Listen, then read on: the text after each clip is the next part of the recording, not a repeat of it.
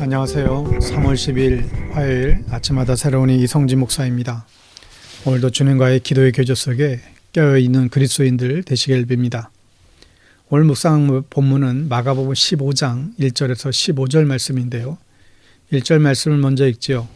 새벽에 대제사장들이 즉시 장로들과 서기관들 곧 온 공의와 더불어 의논하고 예수를 결박하여 끌고 가서 빌라도에게 넘겨주니.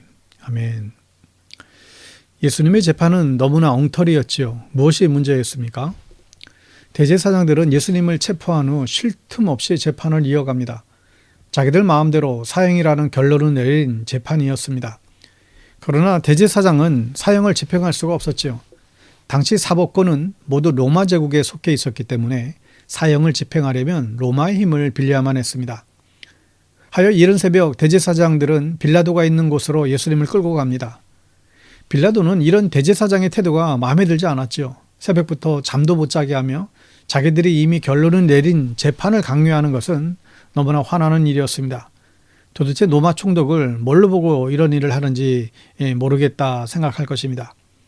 빌라도는 신문을 시작하죠. 그러나 예수님께서는 모든 혐의를 부정하지 않으셨어요. 그냥 아무 말도 하지 않으셨습니다. 5절에 보면 예수께서 다시 아무 말씀으로도 대답하지 아니하시니 빌라도가 놀랍게 여기더라. 지금 예수님은 억울한 재판을 받고 있잖아요. 예수님께서 누구에게 해를 끼치셨습니까? 하나님의 말씀을 전하시며 병자들을 고치시는 후에 예수님께서 무엇을 하셨다고 이러는 걸까요? 억울한 재판을 받는 예수님의 태도를 보세요. 묵묵히 그 억울함을 감당하고 있습니다. 죄도 없이 십자가를 지시기로 마음을 먹으신 것 같아요. 여러분, 우리도 살다 보면 억울한 일을 당할 때가 있습니다. 저도 목회전 가운데 이런 경험들이 있습니다. 억울한 일을 당할 때 적극적으로 나서서 저의 억울함을 호소하고 싶었을 때가 있었습니다. 그런데 문제가 있어요. 제 억울함을 호소하면 교회가 더 어려워질 때가 있습니다. 문제가 더 커지는 것이죠. 저는 이런 경우 주저하지 않고 그 억울함을 감수하곤 했습니다. 주님께서도 교회를 위해서 억울함을 뒤집어 쓰시지 않으셨습니까? 억울한 일을 당할 때, 그리고 그 억울함을 어디다 하소연할 수 없을 때 우리는 그저 주님을 바라봐야 합니다.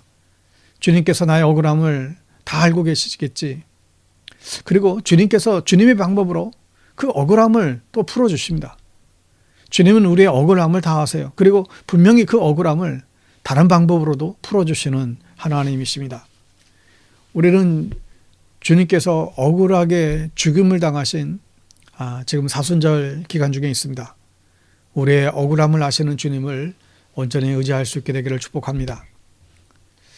우리나라는 명절이나 광복절 같은 날 되면 특별 사면이라는 것이 있지요.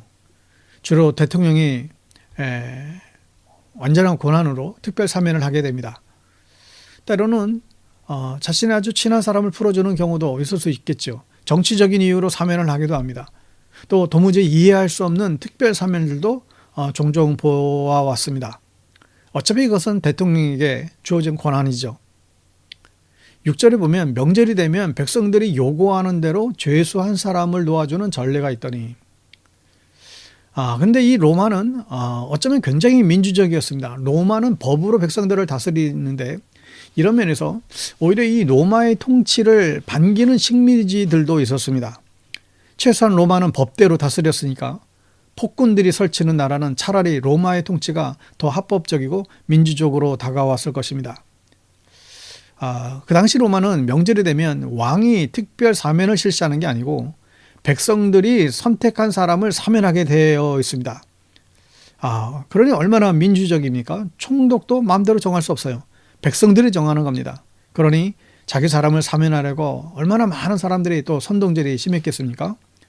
7절에 보면 밀란을 꾸미고 그 밀란 중에 살인하고 체포된 자 중에 바라바라 하는 자가 있는지라. 자, 예수님과 같이 사면의 대상이 된 사람은 바라바였어요. 그는 강도로 알려져 있지만 그저 단순 강도가 아니었습니다. 그는 민족운동을 하는 사람이었어요. 아마도 그는 로마에 반대하는 세력의 우두머리였던 것 같아요. 그는 밀란을 꾸몄고 밀란 중에 반대하는 사람들을 죽이다가 체포된 사람입니다. 로마의 입장에서는 분명히 사형에 처해야 될 사람은 바로 이 바라바였습니다. 빌라도는 이 바라바를 사형에 처하고 싶었고 반면 죄도 없이 끌려온 예수는 풀어주려고 했어요. 최소한 빌라도는 상식은 있는 사람이었습니다. 그런데 11절 보세요. 그러나 대제사장들이 무리를 충동하여 도리어 바라바를 놓아달라 하게 하니, 대제사장들은 자신의 조직을 이용해서 백성들을 막 선동질 냈죠. 여러분, 어쩌면 이게 민주주의의 한 문제 중에 하나입니다. 백성들은 무지하고 쉽게 선동당하기 때문에 백성들은 바라바를 놓아달라고 막 주장했어요. 이 민주적인 선거로 예수님은 십자가에 못 박히게 됩니다. 사람들이 예수님을 살릴 수 있었던 것이죠. 그러나 많은 사람들이 예수님을 십자가에 못 박으라고 소리를 질렀습니다. 이게 민주주의의 함정이죠. 다수가 항상 옳은 것이 아니기 때문에 그렇습니다. 역사를 보면 다수의 잘못으로 역사가 망가진 것을 볼 수가 있어요. 2차 세계대전을 일으킨 독재자 히틀러는 독일 국민들이 90%의 지지로 총통이 되었습니다. 그리고 독일 국민들은 엄청난 후회를 하게 됩니다. 히틀러는 민주적인 절차로 총통이 된 사람이었어요. 이게 민주주의의 문제죠. 사람들이 정하는 길이 무조건 옳은 길이 아님을 우리가 알게 됩니다. 여러분, 우리는 이 사실을 분명히 기억해야 될 것입니다. 나에게 이리라 저리라 이야기하는 수많은 사람들이 있어요. 그 사람들이 말에 귀를 기울이시겠습니까?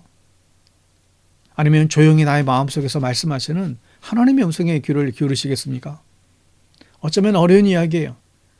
내 옆에서 화내고 소리치는 그 사람의 음성보다는 조용히 나의 마음속에 말씀하시는 그 하나님의 음성에 귀를 기울일 수 있게 되기를 바랍니다.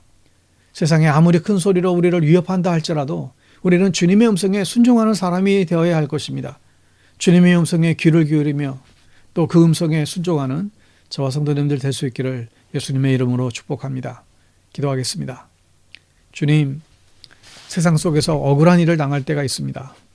그때마다 억울하게 죽임을 당하신 우리 주님을 바라보며 위로를 우리가 얻게 하시고 또 주님께서 주시는 힘으로 일어설 수 있도록 도와주시옵소서. 좀 더 공평한 세상을 만드는 믿음의 사람들 또한 될 수 있기를 원합니다. 주님, 우리들의 귀가 사람들의 소리에 민감하지 않게 하시고 정말 주님의 말씀에 민감하고 또 그 말씀에 더욱 귀를 기울이는 저희들 되게 하여 주시옵소서. 천만인의 목소리를 경청하는 것보다 오직 한 분 하나님의 음성을 두려워하는 믿음의 사람들 될 수 있도록 오늘도 붙잡아 주시옵소서. 예수님의 이름으로 기도합니다. 아멘.